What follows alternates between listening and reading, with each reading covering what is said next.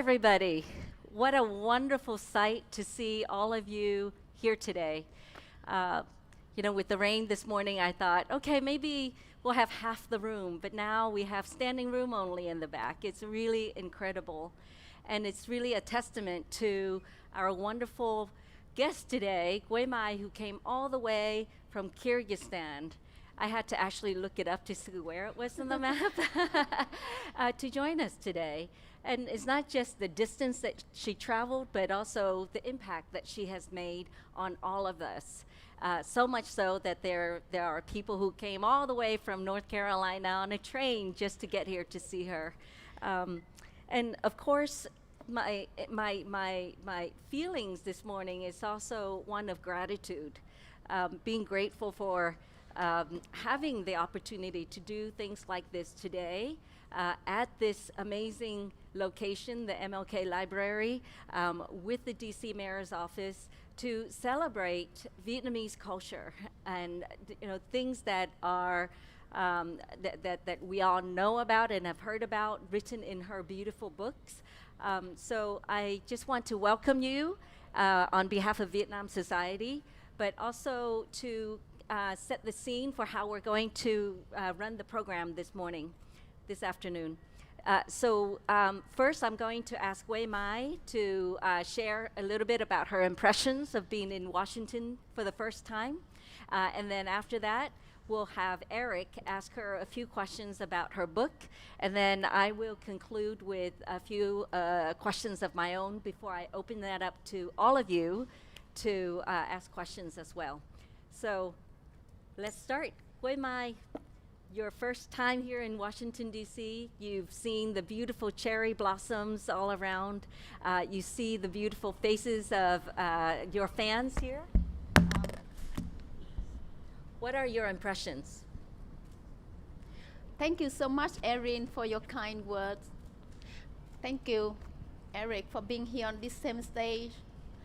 Growing up in Vietnam, I did not dare to think about today, where Vietnamese people from different sides of the world come together to celebrate Vietnamese culture. Isn't that amazing? Yes. Thank you so much for being here. When I started this book tour, my publisher told me, expect 4 or 5 people at each of your full tour stop. You exceed all our expectations. Thank you so much. Washington, D.C. has a special place in my heart because it is the place of the Vietnam War Veterans Memorial. I visited it when I was here a few days ago for another event. I went to the Vietnam War Veteran Memorial, and as I ran my hand on the black wall, I felt the heat from the names of the soldiers who had died in the war, of those who are still missing. And I really wish there were one single monument where we honor all those people who died in the Vietnam War regardless of their sides. At more than 3 million people, Vietnamese, Americans, Cambodians, Laotians, who died, and there is not one single memorial. And that's why we need healing, we need reconciliation. And my books are about that. I would like I want to pave monuments with my poetry and with my fiction. So may I read to you one of the poems I read about the fallen soldiers whose graves are not yet found. I have friends who have spending their adult lives searching for the remains of their parents, of their fathers, especially who lost their lives in the war. And this is for family who lost their loved ones regardless of their sides. I will read it in English first, followed by the Vietnamese language. Separated worlds, graves of unknown soldiers whiten the sky. Children look for the fathers' graves, whiten the earth. Rain tatters down onto both of them. Children who haven't known their fathers' faces, fathers who live the lives of wandering souls, their shouts to each other buried deep in their chests. Yet through more than 49 years, the shall stay alive.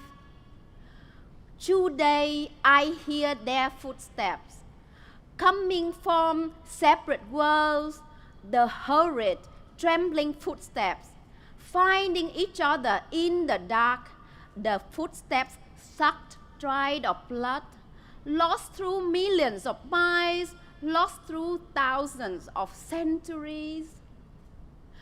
With each footstep I place on my country, on how many bodies of wandering souls will I step on? On how many oceans of tears of those who haven't yet found the grace of their fathers.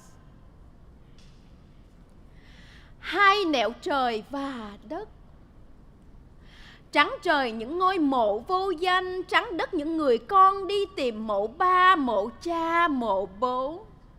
Mưa tả tơi xuống họ, những đứa con chưa biết mặt cha, những người cha không thể trở về nhà. Tiếng gọi con còn chôn sâu trong ngực, tiếng gọi cha hơn 49 năm thao thức. Đêm nay tôi nghe tiếng chân cha và con từ hai nẻo trời và đất. Những bước chân rần rật lần tìm về nhau, những bước chân cạn máu lạc nhau qua triệu dặm đường, lạc nhau qua nghìn thế kỷ. Mỗi bàn chân tôi đặt lên đất nước, đang đặt lên bao nhiêu thân thể lạnh khói hương trong lòng đất. Dầm lên bao nhiêu biển nước mắt của những người con chưa tìm được mộ cha mình.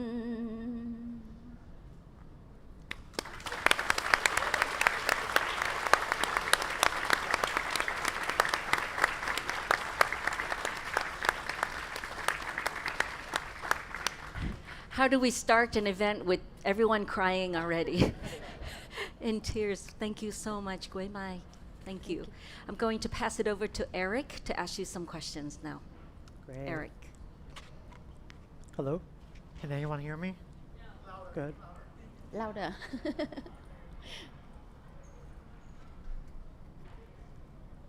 I think it's okay. You just speak louder. Speak louder? Yeah. Okay. So today we're talking about Wei Mai's new book called The Dust Child. It's a beautiful novel. Y'all should check it out. Loyalty Books is selling copies out there. So you said in other interviews that this book, Dust Child,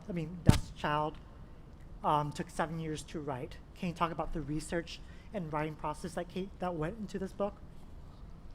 Thank you so much, Eric, for the honor of conversation with you today.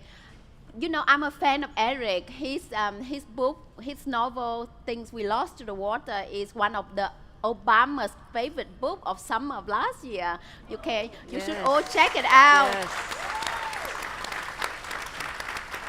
I am so proud of so many diasporic Vietnamese writers like Eric, like Viet Thanh Nguyen, like Thi Bui, who have done so much, you know, to tell the Vietnamese stories from the Vietnamese perspective. So I'm so honored and delighted to be in conversation with you. And so, you know, I believe the job as a journalist is to plant a tree. The garden on which we plant our tree is the result of our research. So that's why I took a lot of time to do real life research on the topic of Amerasians and their union with their parents.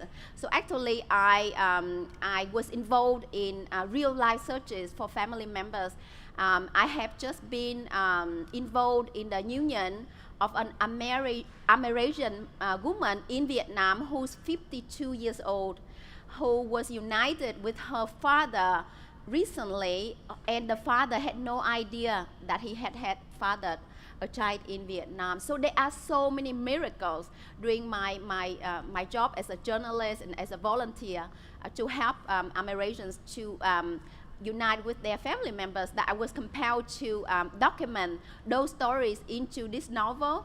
And so, so I was saying that the job of a journalist is to plant a tree. So, with research information that I found, I use creative techniques to build the trunk and the branches and the leaves for the tree. And it's up to you, readers, who will take charge of that book and grow your own tree. So thank you for being here. Thank you for making my tree blossom and flower with your love, with your care, and with your presence. So I was mentioning that I worked as a journalist to help people unite, and this is one of the articles, for example, I wrote in 2015 about American veterans who had been returning to Vietnam to look for the women and the children whom they once walked away from. Because, as you may know, the veterans came to Vietnam first when they were young men. So, when the children, the women they were involved with were pregnant, they were afraid. So they did acknowledge that the children were theirs, or they were also very traumatized. So many of them didn't acknowledge the pregnancies or that the children belonged to them. So many years later, they came back to Vietnam. When I heard about their search, so I reached out to them and I asked them their stories, and I wrote about them to help, convey their stories. And in this circumstance, I asked one of the veterans, because I wanted to make my article, personal, because they had been on all, major media, they had been on social media, and they haven't been able to find their loved ones. So I asked one of the veterans, why don't you write a letter to the woman whom you walked away from, and you tell her why more than 45 years later you have been going back to Vietnam, spending your life saving, trying to find her. And he wrote a very moving letter, and I translated it here and published it in my essay. And 3 weeks after the essay's publication, I got an email from a stranger. And, I was in Belgium at that time, and she was in Vietnam, and she gave me, normal phone numbers without internet connection. So I was calling her, and I was praying because it was very expensive. So I'm like, okay, please tell me, some concrete details that assure me you know someone who are featured in my article. And after 15 minutes of speaking with me and asking me many questions, she took a deep breath. She told me, Quế Mai, I am the one you are looking for. Wow. So she is this amazing, beautiful woman who had to save her family by working in a bar in Saigon in the year 2068. And she told me for more than 45 years, she had not told a single soul about her story, that she had been pregnant with the child of an American veteran, and then she had given birth and given the child away because she could not afford to raise the child. And she had to live with that pain and trauma all her life without being able to share it with her children and with her husband and her family, because she had told her family that she was working for an office rather than for a bar, because bar girls were looked down upon by our society, which was a very conservative society. So so I connected her with a veteran, and they united, and there were a lot of tears, also a lot of laughter. And and so far they have both done DNA tests, but both of them have not found their child. So they don't even know if the child is dead or alive. So this is the current situation as I'm speaking now. That child is very related to real life situations. There are still tens of thousands of family members who are searching desperately for their loved ones. And and I, the Amerasians that I portray in my novel, they are survivors. They are not victims. They have gone through so much. And the Amerasians that I have met in real life, they show me a great deal amount of courage. So from the Amerasian in my character, he was called Bụi Đời, the dust of life, because he was homeless. He grew up without his parents, and because he was homeless, people call him Bụi Đời, the dust of life. But Phong shows that he deserves love and respect. He's not a victim. He's a carpenter. He's a musician of Vietnamese traditional music. Nice. Yeah, so perfect segue to my next question, because you were talking about your characters, and clearly you were inspired by people in real life. So you had Dust Child has 3 narrators. You talk about Phong, a black Amerasian who's looking for his father, his parents, really. Then we have Trung, a young Vietnamese woman who moves to Saigon and becomes a bar girl, like someone you just talked about. And then we have Dan, a U.S. veteran with PTSD who has returned to Vietnam to search for his lover that he left behind, as well as their child. So all these people are so very different. How did you write these characters and their different lives so realistically? So before I always do crazy things with my creative writing. Because my native language is Vietnamese, so I only had the chance to learn Vietnamese in my 8th grade. So, I was translating Vietnamese for years, Vietnamese poetry for years, and one day I was telling myself, you need to translate a novel so that you can invite more international readers to Vietnam, because very few people read poetry nowadays, unless you write poetry like Ocean Vuong. Right? So I was looking for a novel to translate, and then I couldn't find that novel. And one day I told myself, why don't you write that novel yourself? So this is the start of The Mountain Sing, which I documents the history of Vietnam through the lives of 4 generations of a Vietnamese family. And I wrote it with a Vietnamese English dictionary, because I still have to learn a lot of, poetic words in English. So with the Dust Child, I decided crazily to venture into a world of unknown stories, of Amerasians and their family members, because there has been no novel. Because with my writing projects, I wanted to add something of value to the canon of literature about Vietnam, and there has been no novel about the Amerasians which are in Vietnam, and as well as the experiences of their family members. And because normally Vietnamese women, when we appear in Hollywood movies about Vietnam, especially women who had to work at bars, they always appear as victims, as though absent of agency, absent of trauma, as those who need to be rescued by white men.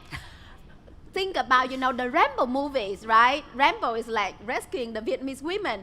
And, in my novel, Trang, who is a bad girl, she tries to rescue the white man. Yes. Yes, women power.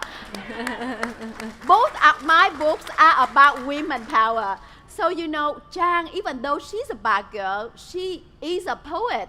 She can recite the Tale of Kiều, an epic Vietnamese novel with more than 3,200 verses. And and she saves her family, and she saves those around her. But she has to survive the Vietnam War as well. So what happened to Trang in the novel, I did not plan it from the beginning. So, so I hope you will find out more about Trang when you read this novel. But I love her brother Quỳnh, because her brother Quỳnh is a real example of strong Vietnamese women who defines all expectations, and who does, crazy stuff like me too. And also, because white male writers have given themselves the right to write in the voices of Vietnamese women all the time. So then I was saying I should write in the voice of a white man to see how it is, you know. And as a non-native English speaker, it's fun because I learn a lot, but also very challenging. And I have to tell you, I would not have been able to write in the voice of Dan, a traumatized former helicopter pilot, without my years of working with American veterans who have returned to Vietnam. So, you know, for years, so actually I did go to Washington DC in the year 2009, and when I was here I visited the Vietnam War Veterans Memorial. At first I did not want to go in. I have to confess with you that at first I told myself, as someone who was born and grew up in Vietnam, I did not want to honor American soldiers. I did not want to do it, but later my husband pulled my hand and he said, come in, because if you don't go in, you are going to regret it. And I came in and I saw the letters at the foot of the wall. I was reading the letters and I was crying, and I understood at that moment the humanity, the trauma, the loss suffered, not just by Vietnamese from north to south, but by the American side. So after that trip, I started to translate literature written by veterans of those who had fought in the Vietnam War. So I translated the poetry of Bruce Weigel, the prose of Larry Heinemann, of many veterans who had been returned to Vietnam, and I facilitated poetry readings and you know, poetry and literature conferences, and I volunteered my time and traveled with them to former battlefields, to their meetings with their former enemies, and these were some of the most meaningful things that I have done in my life. And I could not have been able to write this book without those tears, the tears that I witnessed and that I shared with these you know, veterans. I used to be a filmmaker, and a film director told me, you cannot make a good film unless your hands tremble behind a camera. And my pen really trembled during the 7 years I wrote this book, because I shared the tears of Amerasians who lost so much during the Vietnam War, the Vietnamese people, American people. And I mean, in Vietnam, we have this very famous Vietnamese poet, Nguyễn Duy, who wrote this: nói cho cùng, trong mỗi cuộc chiến tranh, phe nào thắng thì nhân dân đều bại. In the end of each and every war, whoever wins, the people always lose. And I really think literature is our weapon for peace. We have to use it to talk about the humanity of all sides, so that we can call on humans to love humans more. Great. I really like definitely. Yeah. Yeah, I really like that quote that you just said. I think it's really true in the aftermath of any war, really. So speaking about, I guess, quotes of wisdom, Dust Child uses a lot of Vietnamese proverbs, some of them wise, but others are quite questionable. Like, for example, there's a proverb that you quote, and it says, when naive, men still seem profound as a deep well. When thoughtful, women are no deeper than a flat-bottomed betel leaf container.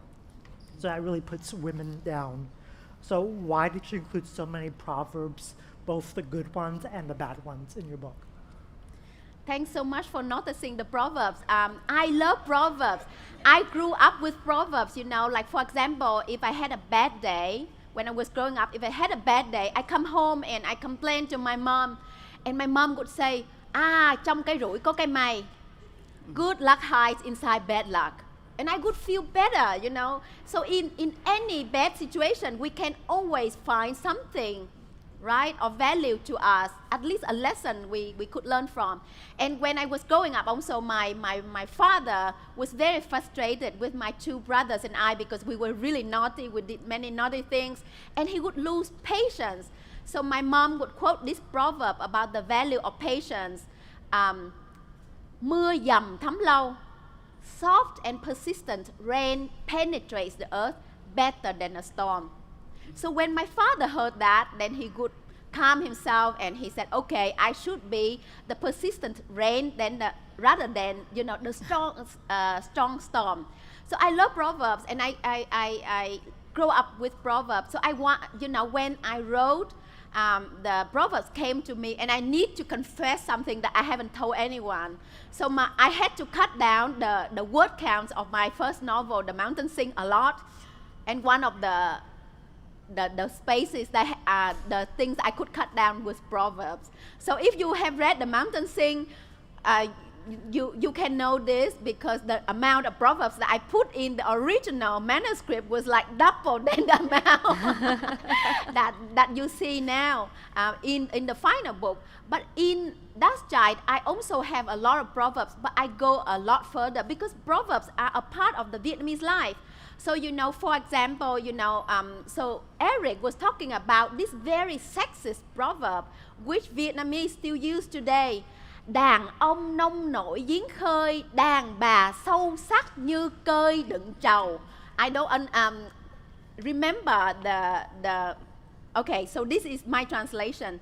When naive men still seem as profound as a deep well, when thoughtful women are no deeper than a flat-bottom battle leaf container.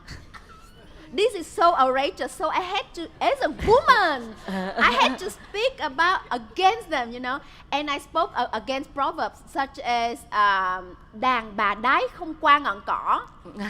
Vietnamese people, have you heard of this proverb before? Yes. Yes, right? Yes. It's so common. Recently, I was on social media, and a girlfriend of mine commented on a World Cup soccer match. And a man commented right away, đàn bà đái không qua ngọn cỏ. Women can't be higher than blades of grass. So don't you dare speak about soccer, because it's a man's business. So that's why I was compelled to write against sexism in my book using Proverbs. So Proverbs are our tool also to fight for women power. Yes.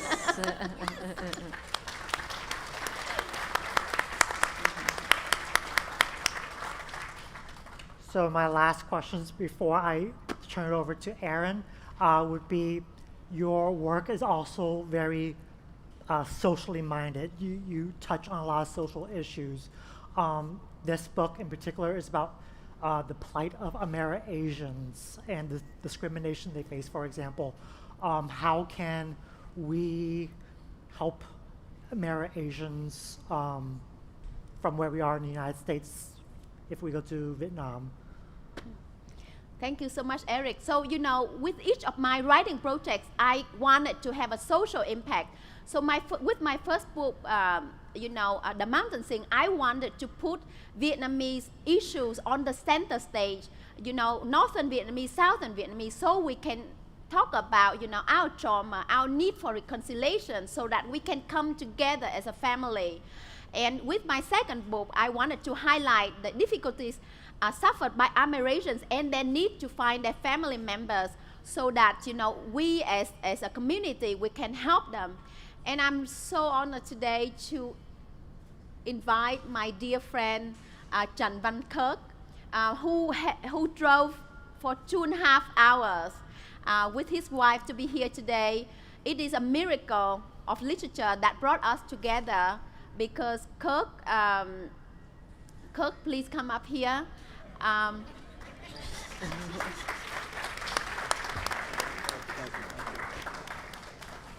So Kirk is an Ameri-Asian who grew up in the orphanage in Vietnam, and who experiences a lot of the things like I wrote in Dust Child.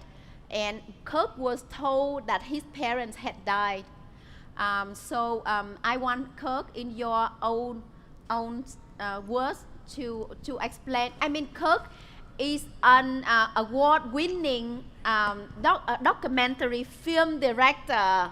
His film Intersections just won Best Inspirational Film at the World Cannes Film Festival.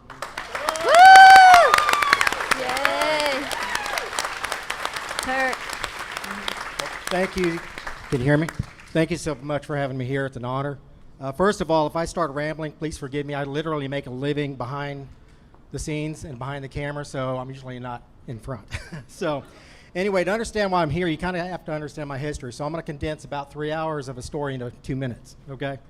Summer of 1969, I was born in Da Nang, Vietnam during the war as a result of a romantic relationship between a Vietnamese woman and a military service member. Immediately after I was born, on the orders of my grandfather, I was taken from my mother and dropped off at the Sacred Heart Orphanage in Da Nang and had my name changed to Nguyen Viet Hung because they were afraid of the repercussions of me being born to a Vietnamese family. In 1972, I was adopted by an Army major that was serving in Vietnam. I was given the name Kirk Paul Kellerhaus, and that is a name that I had for 48 years.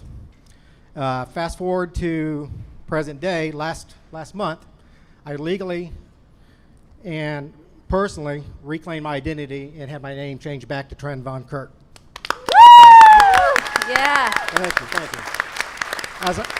As a part of my journey, I knew that I had several blessings because, as she explained, when I was adopted, it was explained to my parents that the belief was that both my parents had been killed during the Vietnam War.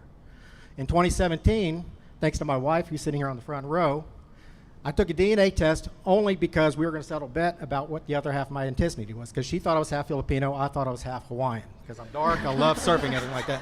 That's the only reason I took a DNA test. 30 days later, I discovered that my birth mother was alive and well in Texas. Wow. With brothers and sisters. I found out that my birth father was alive and well in Syracuse, New York with brothers and sisters. And we have since reunited and rebonded and everything else. So I knew I had blessings that I could. Thank you very much. Thank my wife. So I knew I had blessings that I couldn't keep to myself, because a blessing is nothing more than a blessing if you keep it yourself. If you give it away, then it's a gift. So as a result of my journey, I co-founded the Seed Coast to Coast Foundation, on which I serve as president. But I'm here today to represent another foundation or another organization that I serve on the board with. It's Tim Lai Organization. And I'm here with my brother, Amerasian Brothers, on Kit and on Home. Go and stand up. They're on the board as well. But the reason I serve on their board and with Seed Coast to Coast is because the thing I love about the Vietnamese community is that word community. We come together, we help each other out, we collaborate. Many of their missions are the same as ours, so it just made sense for us to work together instead of the corporate world where people work against each other.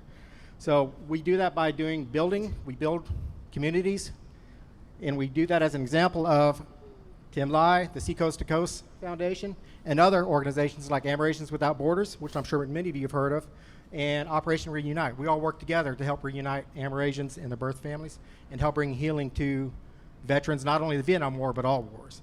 Another big thing that we do is preservation, because it is so important for not only us to understand our culture and be proud of it, but for our kids and our grandkids to look back and not look at the dark cloud of the Vietnam War over us, but see the beauty and the culture that is Vietnam. And we do that through our preservation programs.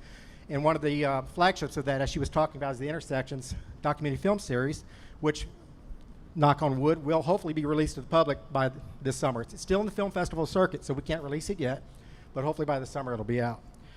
We also do uniting, which we talked about through DNA testing, and we advocate for Amerasians that are still stuck in Vietnam, that are trying to get over here, but are stuck because of the laws that were written in the Amerasian Homecoming Act that were good 50 years ago. 50 years later, they don't apply. So we have a team working hard to get those changed. So anyway, we got information on the table on all those organizations, and we'd love for you to check it out. And on closing, I just want to say the main reason I'm here, of course, is to support Queen Mai. I met her through a mutual friend, Laylee Hayslip. I'm not going to go into details how that happened. It was a miracle how that happened. But she sent me her book and said, look, I love your story, but I want you to read the book before it comes out and tell me what you think about it, because you're an Amerasian. You know, this book was written a lot about your background. So I read it. I had intentions of maybe 2 to 3 months, taking my time to read it, because I hadn't read a book in 20 years, to be honest with you. I can tell you, I started reading that book. I could not put it down. 4:30 in the morning after marathon reading, I finished it.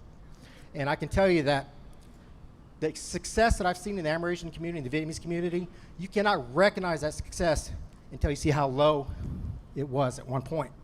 You can't have victories without failures. And the book that she wrote very adequately showed a life that I would have had I not been adopted. But more importantly, reinforced the importance for me for the Amerasian stories that we're telling, these struggles that they went through and the victories they have now. So it is a victorious story. It is a story of overcoming obstacles, and it's not a victimization story at all. I know she had alluded to that, but this is not another one of those poor victim Amerasian stories. So that's why I'm here to support her and to let you guys know from a first person standpoint who's lived that life, she's spot on. I appreciate it. Thank you. Thank you. Thank you. So Kirk and his NGOs, he volunteers his time for the Southeast Asia Coast to Coast Foundation that helps to unite family members that champion stories from Amerasians, as well as Team Light nonprofit, and they have table out there. So Kirk, because I grab people who come to me. Sorry. So if you come to me, I grab you and I pull you into my circle. So when I knew about Kirk, I invited him to Orange County, where I did, as part of my book events, to do a fundraiser event for Amerasians in need. So together we raised nearly $6,000.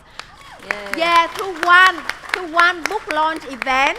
And I have with me here the beautiful card of one of my supporters, the amazing Stacy Nguyen, who did these beautiful cards, and I have given them to Kirk and his friends to be selling them out there. So if you can support these are beautiful, beautiful cards uniquely designed for our event, and 100% of your contribution by buying this will help unite family members. We need to make DNA tests available to veterans who might have children in Vietnam, who want to consider DNA testing. We want to make DNA tests available to Vietnamese mothers who might not know there is availability of this technology. So thank you so much for your help.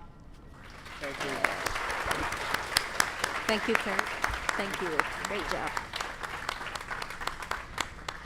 Thank you so much. Is everyone enjoying this so far? Yeah, it's amazing.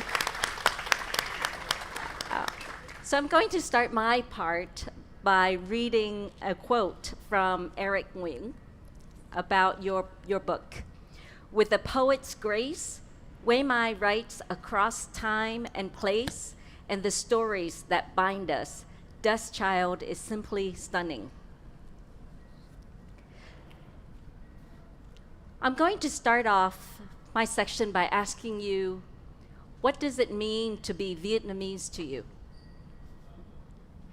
Thank you so much, Erin. I mean, Erin and the Vietnam Society has done so much work. Even though it's a new organization, but the Vietnam Society has just been doing great work in, championing the significance of Vietnamese literature, Vietnamese history, Vietnamese culture. So thank you so much, Erin, and her sister, Chị Thu. Please stand up. Her sister also volunteers her time. And they have so many volunteers working today, and this event is only possible thanks to Erin. We connected through Instagram, and I said, I'm coming to DC. So she puts everything together. So thank you, Erin. I appreciate you mentioning Eric's, blurb, because Eric talked about me being a poet. So actually, I'm really proud of being a poet, and the reason I want to write novels is to cheat you readers into reading my poetry. Yeah, so I sneak a lot of poetry into my books. I'm sorry. So you read it without knowing it. To answer your question, I think what it means being Vietnamese is so difficult to answer. I think being Vietnamese means to me coming to terms with our long history, with the trauma we inherit from our ancestors, with the lessons we can learn from our past, and learning how to use these lessons to help heal our people. And also, being Vietnamese, I'm proud. I always wear my Vietnamese áo dài. And I want to tell you, this áo dài was gifted to me by one of my readers in Hanoi. She read my poetry, And then she said, Quê Mai, I want to give you this because she was, she was a person who went through the war. She lost her youth in the war, and it was poetry that saved her.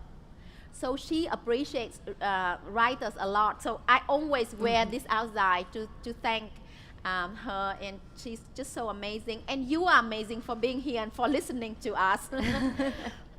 So I'm proud of being Vietnamese, and I think being Vietnamese, I carry this responsibility that I share the Vietnamese cultural heritage, and hopefully connect Vietnamese from all over the world, because I believe Vietnamese, we are one family. We are the children of mother Âu Cơ, of father Lạc Long Quân. We are brothers and sisters, so it is time for us to be together, to be one community, to be one. Thank you. Thank you. Thank you very much. And for those who do not know of the two names that Quê Mai mentioned, Âu Cơ and Lạc Quân, they are actually, it's a story that we told ourselves, that we actually come from heaven. The Âu Cơ is a fairy who had a relationship with the dragon god. So the dragon god and the fairy got together and created 100 children who became Vietnamese. So that is why we think that we are born of a fairy and a dragon, and we are all brothers and sisters, regardless of where we live in Vietnam or around the world. So that actually leads me to my next question, which is, you talk a lot about reconciliation in your books, and how reconciliation is it's needed now that the Vietnam War has ended almost 50 years ago, and that really one of the biggest challenges in reconciliation is actually within the Vietnamese community, of the brothers and sisters fighting each other. What are your thoughts now about our progress within that, and what else can we do? I was speaking before about the need for us to have one monument to commemorate those who perished in the Vietnam War, regardless of their sides. And we don't have yet that monument. I know that the Lan Anh Foundation made a monument in the form of pages of a book, and they carved the names generated by computers, and also real life names of people who perished in the war, Vietnamese, Americans, Cambodians, Laotians, and they had this monument, but it could only be displayed, very shortly. So I hope for a permanent monument where we will honor the loss of all sides. When it comes to reconciliation, I think we have made a lot of progress in terms of reconciliation between Vietnam and the US. Because growing up in Vietnam, I lived under the American trade embargo. America was not allowed, Americans were not allowed to have relationships with Vietnamese people in Vietnam. We were blocked off from the world by the trade embargo. But now, America is one of the very important partners for Vietnam. So we have made great progress. But in terms, I think we need to do a lot of work in terms of reconciliation within our Vietnamese community. I give you this example. I had readings, in a lot of cities as part of this book tour in the US. And at one event in Houston, there was one reader who stood up, who shared, her story. And he said, she came to my reading and she asked her parents to come along. And she's Vietnamese, her parents are Vietnamese. And her parents said, she was born in the North. She's a Northern Vietnamese. Why should we listen to her? So there is still our refusal to acknowledge stories from each other's side. And from Vietnam, for example, a lot of stories from diasporic Vietnamese writers are not allowed to be published in Vietnam. For example, the work of Viet Thanh Nguyen, The Sympathizer, which won the Pulitzer Prize, it's not yet published in Vietnam. So unless we acknowledge each other's experiences and stories from all sides, we cannot reconcile so easily. So I believe in the power of literature in building bridge of understanding, of empathy, and of reconciliation. So what you can do is to read stories of Vietnamese from all sides and share them, please, because we need you to use literature as the weapon for peace and the weapon for reconciliation. Thank you very much. Thank you. I think that was a really great maybe conclusion to the formal question and answer part of this. I'd love to open it up to the audience now. If there's any questions from any of you, please feel free to. We have one enthusiastic fan in the front, please. So, Here you go. oh, Ask from right. Ask from here. Ask from yeah, oh, okay. I'm gonna use this as a, so I'm talking about these accents.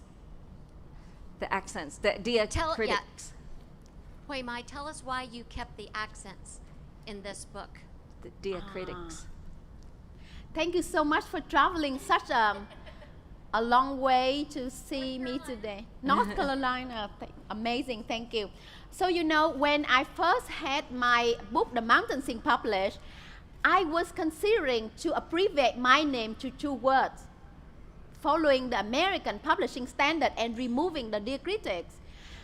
If I did that, I could have sold more books. People could remember my name easily, and also the names of my characters in my novel, I have full diacritics.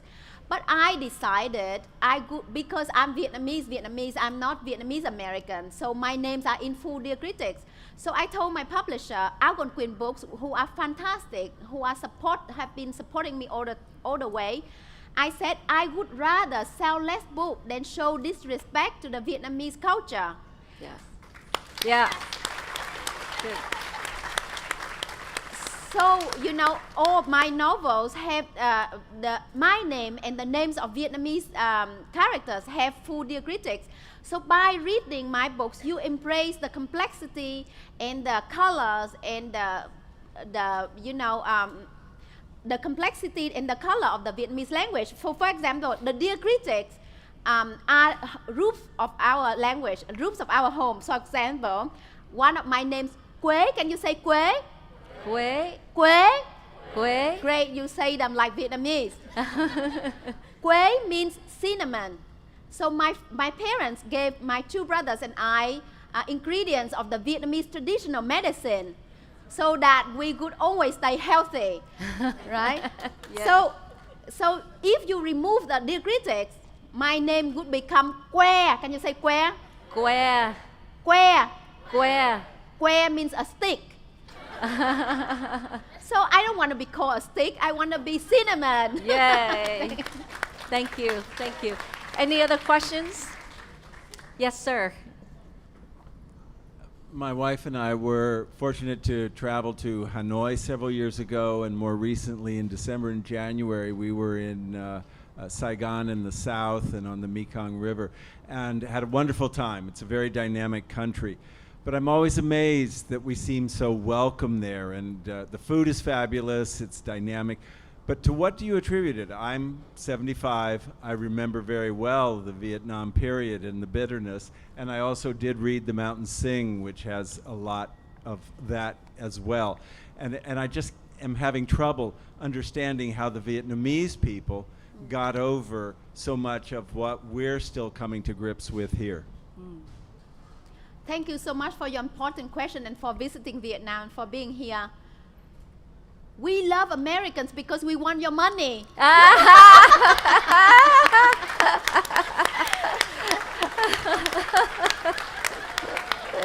So, for Vietnam, tourism is one major component of our economy. Without tourists, during the pandemic, many people suffered because they didn't have tourists and didn't have tourism. So we welcome American people to come back, but I need to tell you, so that was a joke. But the reality, is that we have seen kindness from American people. Yes. It was Americans like Erin's father-in-law who came back to Vietnam who have done so much for the Vietnamese people. I myself work with American veterans who put aside their PTSD trauma to try to heal the Vietnamese. So that's why in my book, my character Dan, in the end, he overcomes his trauma and he establishes a non-profit to offer counseling support to the traumatized people in Vietnam. And I need to tell you that in the year 2018, I was translating for a group of American veterans who were returning to Vietnam. I facilitated their poetry reading, and after the reading, one of the men in his 70s came to me. He hugged me and he cried so much, and he said, I was just in My Lai, the site of the massacre, and people there know that I'm a veteran, but still they hug me and they say, welcome back. Why are you so kind? And I told them, we don't have anything against American people or a lot of American soldiers who are returning, because you are trying to help us too. We understand your trauma, your pain. And he told me that during the 50 years that he had left Vietnam, and whenever he wanted to go back, and this is something that I fictionalized in the book too. This veteran told me that whenever he dreamed about returning to Vietnam, he dreamed about a Vietnamese running after him on a street with a knife. And I would encourage all veterans to return, because my veteran friends who return, they say it's so healing for them to be in Vietnam, to see how well the country has developed, has prospered, and people have moved forward, because everyone is after, building a new life, providing educations for their children. So on the surface, we don't talk about the war, but painfully, behind the doors, we still have to deal with our trauma. So for Americans to be there and to share your stories is healing for us, because when people share their trauma, they communalize their trauma, so they are able to heal. So thank you for being part of that healing process. Thank you. Dick, so question right here. Okay. Oh, okay. Let's do 3 more questions. 3 more. Okay. My name is Lilo Gonzalez. I'm a Salvadorian. I came 40 years ago as a refugee from the war in El Salvador. But I came back from Vietnam 2 weeks ago. Beautiful country, Nice. beautiful people, great food. But I went there thanks to Mr. Ron Carver and Barbara Doherty. They just put together a book called Waging Peace, Vietnam Veteran Opposed to the War. And I was with my guitar. Look, I still have my. I play in Saigon at the museum. I play in Hanoi, in Quang Tri, and I have the honor to go with the photographer who took the picture of the My Lai, Mr. Ron Heavily. And it was an honor working with him. He's 81 years old, and hopefully one day he's going to get an award. Thank you very much. I've been learning just listening to you. Muchas gracias, and thank you to the people of Vietnam. Yay. Beautiful. Thank you. Muchas gracias. Thank you so much. Thank you. So please, we need to hear your songs, one of your songs, because you sang in Vietnam, and I think you learned Vietnamese songs too, right? We were at a restaurant yesterday when the owner told us you were learning Vietnamese songs, so please sing to us later. Ron, could you stand up, please? So Mr. Ron Carver is someone I have known, for a long time. Ron has dedicated his youth in fighting, in demonstrating against the war, and he collected writings from American veterans and who protest against the Vietnam War and published them in the anthology. And I had the honor of translating all the poems in that anthology, and we just launched them in Vietnam. So thank you so much for being here. Hi. My name is Sandy, and Grandma, it's so nice to see you.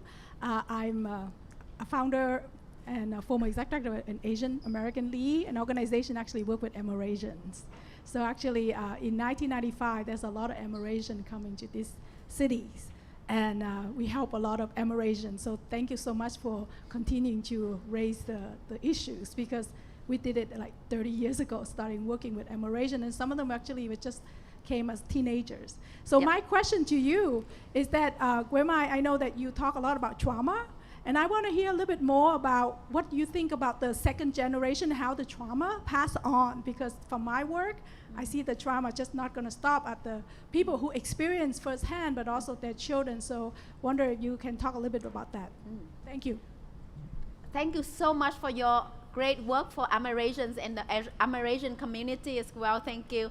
And your question is so important to me because, you know, I inherited the trauma from my parents, and in the Vietnamese culture, we don't tend to speak about trauma because the traumatized are considered very weak, feminine, possessed by ghosts. So, you know, until I research about the impact of PTSD and trauma, then I understand that we, as the second generation, needs to connect better with our parents to understand their trauma so that we can heal them, offer healing to them and to ourselves.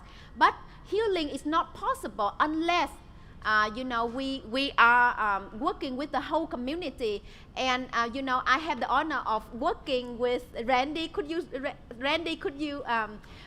stand up? So Randy, could you come here, please? Could you talk? I pull everyone into the circle. So Randy invited me to be part of his project, for trauma and healing. He's from Georgetown University. So could you talk to us about your project and what you can do for the Vietnamese community? Sorry, I put him on the spot. This is the last question. The one unscripted event. Yes. Just very briefly, I'm working with colleagues at Georgetown University and a global think tank of brilliant academics and writers and practitioners like Quay Mai to try to surface issues of trauma and intergenerational trauma to help people, especially engaged in the work of social change, to understand how important an underlying force of trauma and intergenerational trauma is in blocking our ability to move forward. Every story we've heard today has been an amazing glimpse, including your novel, of what it means to try to work through the trauma toward repair and resilience and even transgenerational well-being. So that's the project, is to just try to understand trauma intergenerationally and to bring it to our work of social change. Thank you so much, Randy. Thank you. And I do hope that, as in my book, Dust Child, I talk about the knowledge and the research done on PTSD and trauma in the US, but such a knowledge is not available to the traumatized people in Vietnam. So I do hope to see the sharing of knowledge, exchange of knowledge between Vietnam and the United States. Thank you so much. Thank you.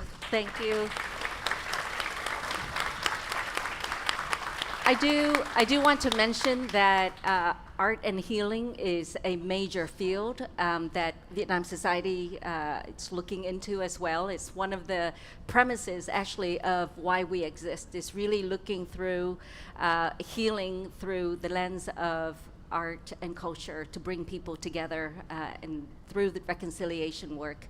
But it's been a wonderful, wonderful event. I'm told that we're over time. I'm sure that we could sit here for another 30 minutes, but I'm told that we need to conclude this.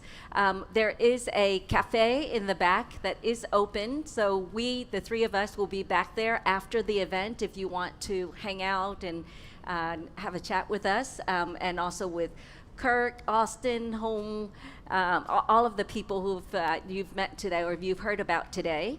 I'd like to thank you all on behalf of Vietnam Society, the MLK Library, the Mayor's Office, the DC Mayor's Office, the bookshop, and everyone else who's here. Of course, Quay Mai, thank you so much. You delight us with not just your writing, but all of the things that you've shared with us today. Thank you, Eric, so much for your time and being here today. So Quay Mai, do you want to have the last word to thank the audience? Oh, please thank our wonderful translator. Oh yes, and our translator, sir. Whoa! Yes, yes. Thank you so much to so many people who have helped the Vietnam Society, Chị Thu, Erin, Ben, and Ngọc, and your team from the DC's Mayor's Office. Christine and your team from Loyalty Bookstore. Actually, I have copies of the books out there, and also Eric's book that we can sign out there. David and the team from the MLK Library, Kirk Kiệt and your Hồng Anh Hồng from Team Line organization. Thank you so much. Thank you to all of you for being here. And of course, we have to end the program not just with a boring speech. Would you like to hear a song? Yes. Please! Yay! This is not a part of the program. It's sorry. not, yes, But yes, I love yes, this. Yay! Yes, here we go. Let's do one song that we all know.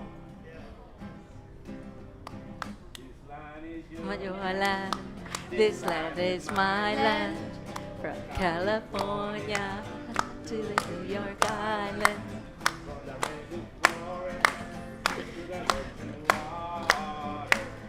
This